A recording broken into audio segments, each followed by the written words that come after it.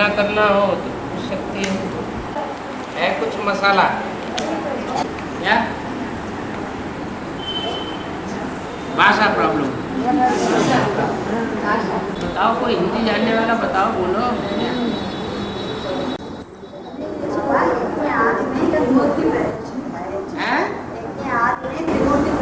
प्रत्यक्ष कहाँ हुई? त्रिमूर्ति के द्वारा बाप आकर के कार्य करते हैं, प्रत्यक्ष नहीं होती याद क्या? अष्टदेव में आने वाला त्रिमूर्ति से अष्टदेव में आने वाला आदमी है। आप अपनी भाषा में बता दीजिए, हिंदी जानने वाला कोई बता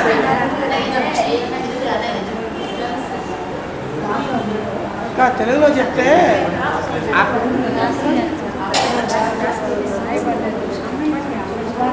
आप तेलुगुलो చెప్పు।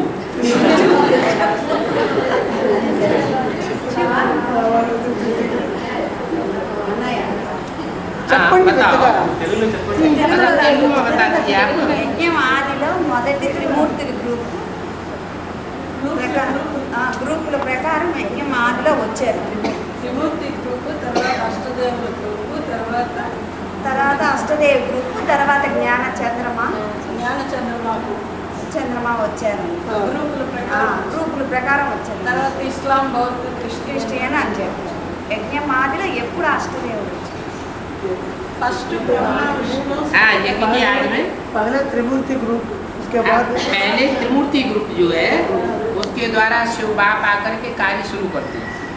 त्रिमूर्ति के द्वारा माने बाप जब आते हैं तो 3 मूर्तियों के साथ आते हैं। उसके बाद अष्टदेव का ग्रुप कब बना? अष्टदेव का ग्रुप सबसे आदमी, क्योंकि वो तो सूर्यवंशी है। पहले सूर्यवंशी तैयार होंगे या पहले चंद्रवंशी इस्लामवंशी तैयार होंगे? पहले तो सूर्यवंशी तैयार होते हैं। जो ज्ञान चंद्रमा ब्रह्मा अर्थात कृष्ण की सोल है वो तो बाद में, लेकिन पहले तो पूर्वज चाहिए ना। कृष्ण का जन्म जो होगा वो सिर्फ माँ बाप से ही होगा कि और भी होंगे?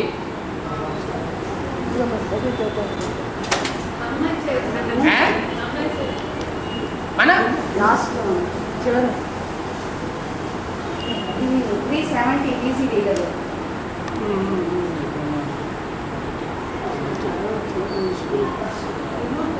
బాబా చెప్పి సరిపోయింది కదా, ఇంకేముంది అక్కడ? अष्टदेवलु त्रिमूर्ति के पहले कैसे आ गए? त्रिमूर्ति के पहले नहीं, त्रिमूर्ति के बाद में। पहले 3 मूर्तियों को ज्ञान मिलता है। अब समझना न समझना अलग बात है। 3 मूर्तियों में से किसने समझा और किसने नहीं समझा, लेकिन 3 मूर्तियों को मिलता है पहले। उसके बाद हाँ जो अष्टदेव है वो सूर्यवंशी है ना, तो वो पहले बात को समझते हैं।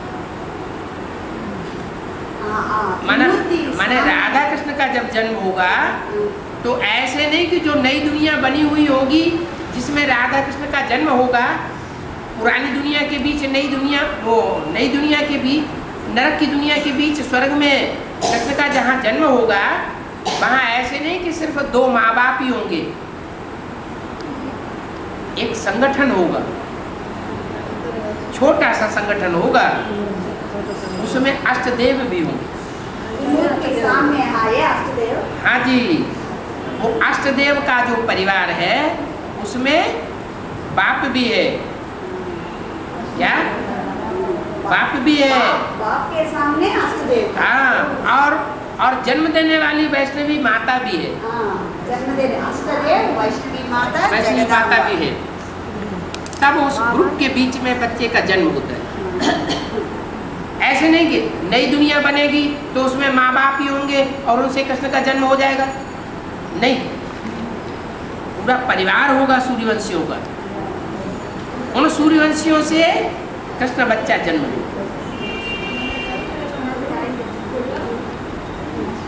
और దేని ఆధారంగా తల్లి ఇదే తండ్రిని శివుడిని కాదు అని కృష్ణుడి వైపు వెళ్ళినట్టు అని అడగమని ఆ రోజు సరోజనకు అంటున్నారు.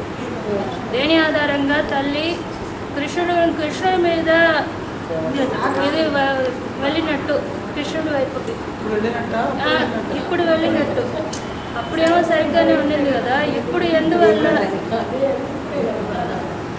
దేని ఆధారంగా తండ్రి శివుడు కాదు కృష్ణుడు అని ఎలా అనుకున్నారు, ఎలా వచ్చింది?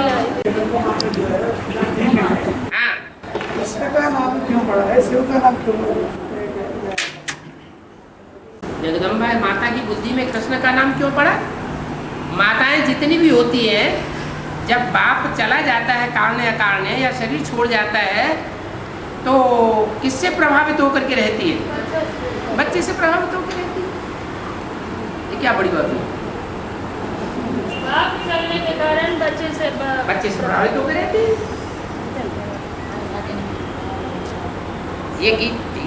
अब बाप है ना सामने, अब बाप है ना, अभी बाप है लेकिन अम्मा नहीं है ना। वो अम्मा चली गई रावण के राज्य में।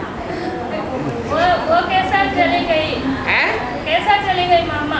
कैसे चली गई? हाँ। क्योंकि गीता में कृष्ण का नाम डाला हुआ है।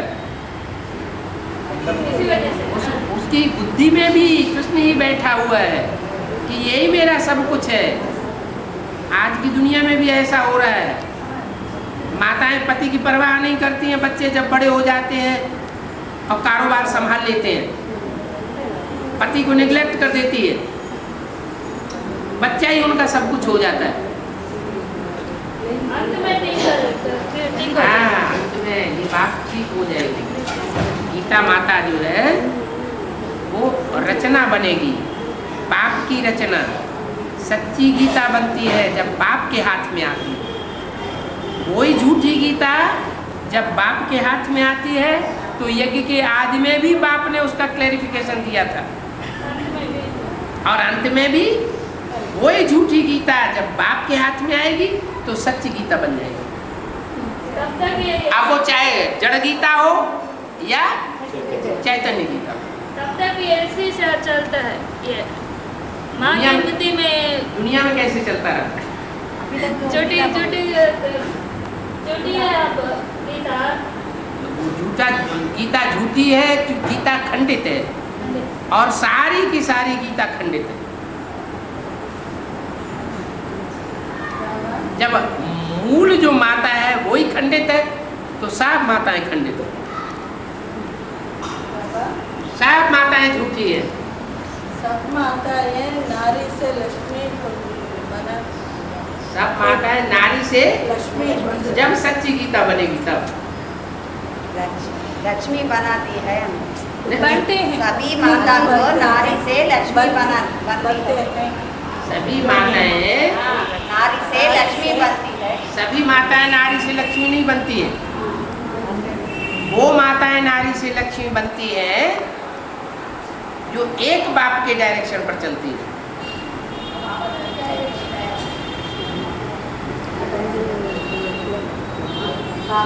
लक्ष्मी जो है वो नारी से लक्ष्मी बनती है। जगदम्बा नारी से लक्ष्मी नहीं बनती, लेकिन जगदम्बा का टाइटल लेती है। राज परिवारों में एक होती थी राजमाता और एक होती थी राजलक्ष्मी। सारा कारोबार राजलक्ष्मी संभालती है और राजमाता को ऊंचा पद दिया जाता है, रिगार्ड दिया जाता है। तो ये फाउंडेशन यहाँ पड़ता है। गड़बड़ नहीं है, अच्छा है। से सर्वशक्तिमान भगवान सर्वशक्तिमान माया दोनों में आती है। हाँ जी, लेकिन ये बच्चों के ऊपर है ना कि किसकी तरफदारी में रहे, किसकी पाला में रहे। बच्चे घड़ी घड़ी माया की पाला में चले जाते हैं तो सर्वशक्तिमान बाप क्या करे? वो भी अपने एक तरफ मुंह करके बैठ जाते हैं। भगवान माया चैतन्य होती है आदि में। माया चैतन्य माया में अभी माया चैतन्य में है। माया भी चैतन्य में है तो गीता भी चैतन्य में है। सर्वशक्तिवान का पद माया पाती है, गीता नहीं पाती। क्यों नहीं पाती? माया की शक्ति ज्यादा है ना? नहीं, जब भगवान की प्रत्यक्षता होती है तो पहले माया सरेंडर हो जाती है, इसलिए माया सर्वशक्तिवान का पद ले लेती है।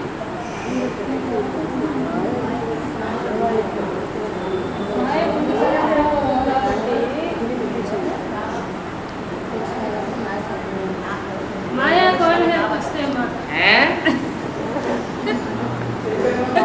चैतन्य में माया कौन है पूछते माता। चैतन्य में रावण पता लग जाएगा तो माया भी पता लग जाएगी। हैं? చైతన్యంలో రావణుడు తెలిస్తే మాయ కూడా తెలుస్తుంది. चैतन्य में रावण का मुख्य सिर जो है वो काम है। काम, क्रोध, लोभ, मोह, अहंकार, ये 5 जो चैतन्य मुख हैं वो कौन है? कौन है ऐसे?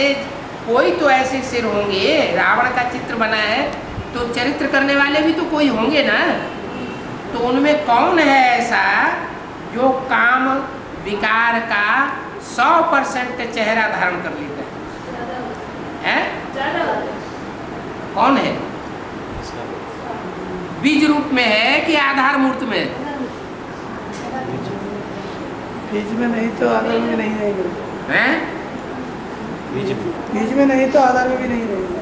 हाँ, आधार में होगा वो तो बाद में। पहले बीज रूप आत्माएं ज्यादा पावरफुल होती है। तो बीज रूप आत्माओं में कोई है ऐसी आत्मा जो उस आधार का भी बाप बनती है, ज्यादा पावरफुल बन जाती है, उसको भी जन्म देने वाली बनती है। यहाँ संगम युग में भी बनती है तो वहाँ द्वापर युग में भी बनती है।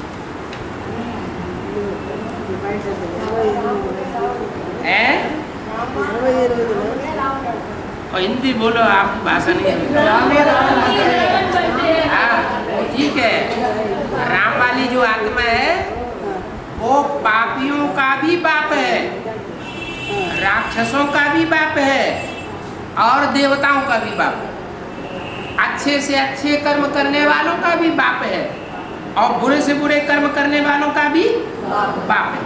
अगर वो बाप न होता तो ये बुरे कर्म करने वाले पाप आत्मा कंट्रोल में नहीं आ सकते। बच्चों में ताकत नहीं है जो उनको कंट्रोल कर सके। या इब्राहिम में, या इब्राहिम के आधार मूर्त में, या आधार मूर्त को जन्म देने वाला जो बीज है उस बीज में ये ताकत नहीं है कि रावण राज्य को खलास कर सके, रावणी संप्रदाय को आग लगा सके।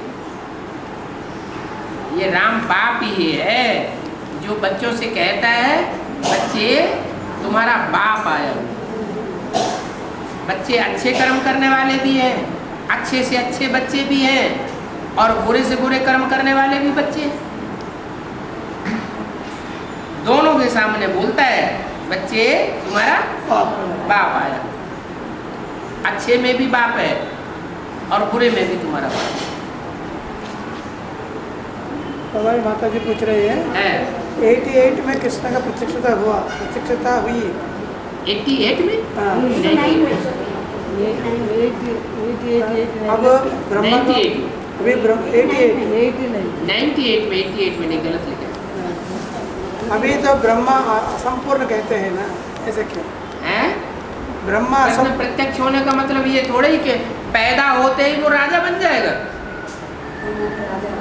कृष्ण प्रत्यक्ष होता है तो बच्चा बचपन में ही उसको राजा ही मिल जाएगी क्या? संपूर्ण हो जाएगा, पढ़ाई नहीं पड़ेगा। कृष्ण का जन्म होगा तो जन्म होते ही राजा ही मिल जाएगी, संपूर्ण बन जाएगा। पढ़ाई पढ़ेगा कि नहीं पढ़ेगा? तो अभी भी कृष्ण बच्चे की पढ़ाई चालू है।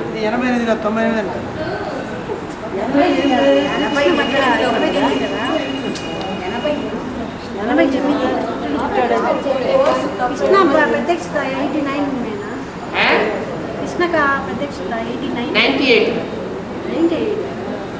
98 में जेल से स्वतंत्र होता है कृष्ण जन्माष्टमी के दिन, और वो दिन होता है स्वतंत्रता दिवस 15 अगस्त।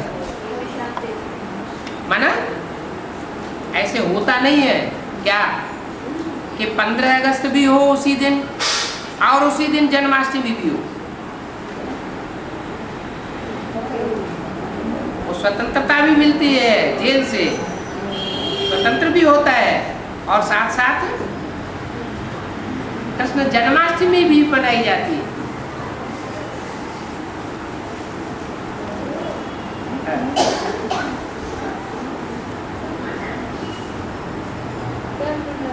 కృష్ణుడు సంపూర్ణం అయిపోయారు కదా, అయినా ఇప్పటికీ చదువుకుంటూ ఉంటున్నారా? ఇంకా సంపూర్ణ కాలేదు, బిడ్డ పుట్టగా రాజు అవుతాడు కానీ ఆహా, ఇప్పుడు సంపూర్ణం అయిపోయారు అని కదా అంటున్నారు. సంపూర్ణ కాదా ఇంతవరకు కొద్దిగా ఆయన వయసు. ఇప్పుడు అదేనా అడిగింది? क्या करें? బిడ్డ పుట్టగా రాజు అవుతాడు. कृष्ण प्रत्यक्ष होने के बाद भी कृष्ण की वाली कृष्ण वाली से अभी भी वहाँ पढ़ाने जा रहे हैं। अभी भी पढ़ाई पढ़ रही है, भी पढ़ रहे हैं। अभी भी कृष्ण की बुद्धि में बैठा नहीं है कि गीता का भगवान कौन है, क्योंकि 63 जन्म कृष्ण की आत्मा के लिए सारी दुनिया ये समझती रही क्या कि गीता का भगवान कृष्ण है। तो कृष्ण की बुद्धि में से इतनी जल्दी कैसे हट जाएगा कि गीता का भगवान कृष्ण नहीं है, साकार में शिव शंकर भोलेनाथ है।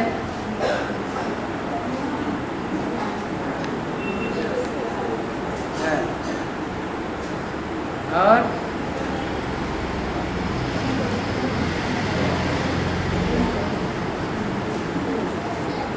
पढ़ाई चल रही है, तभी तो वो घड़ी घड़ी संपूर्ण स्वरूप को, बीज रूप स्टेज को छोड़ करके, साथ छोड़ करके वहाँ गुलजार दादी में प्रवेश कर जाते हैं। मोह आ जाता है, मोह आता है माना नष्टो मोहा नहीं हुए, नष्टो मोहा नहीं हुए माना संपूर्ण आत्मा नहीं बनी।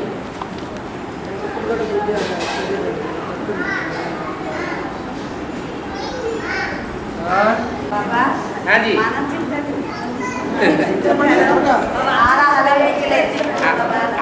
आप तेलुगु में बता दीजिए। हाँ, आप तो शुद्ध हिंदी बोलते हैं।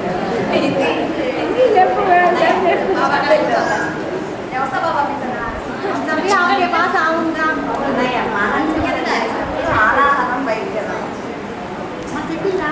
మతనం చేసినప్పుడు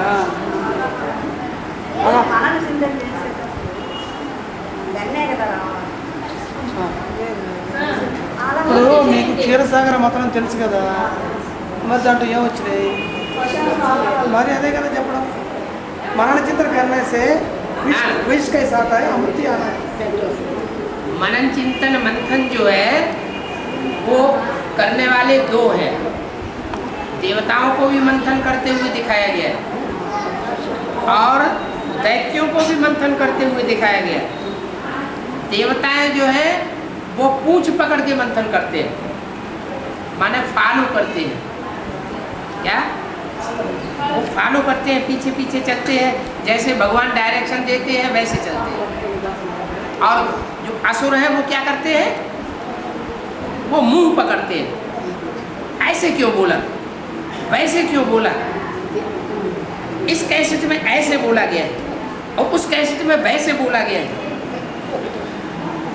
माना अपोजिशन करने की कोशिश करते हैं।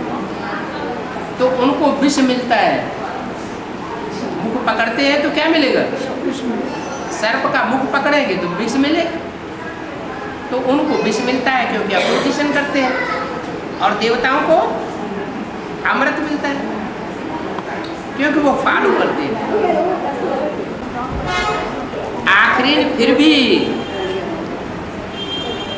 जो विष का गड़ा निकलता है, हालाहल विष निकलता है, वो फिर भी सुरक्षा करने के लिए शंकर जी को पीना पड़ता है।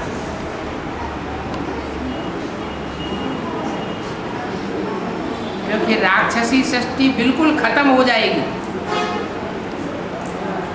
देवताएं ही देवताएं अगर दुनिया में रहे तो भी ड्रामा बढ़िया नहीं बनेगा। इस ड्रामा में अच्छे भी चाहिए तो बुरे भी चाहिए, देवताएं भी चाहिए, असुर भी चाहिए। देवताओं की संख्या थोड़ी और असुरों की संख्या ज़्यादा, फिर भी जीत किसकी होती है? देवताओं की जीत होती है।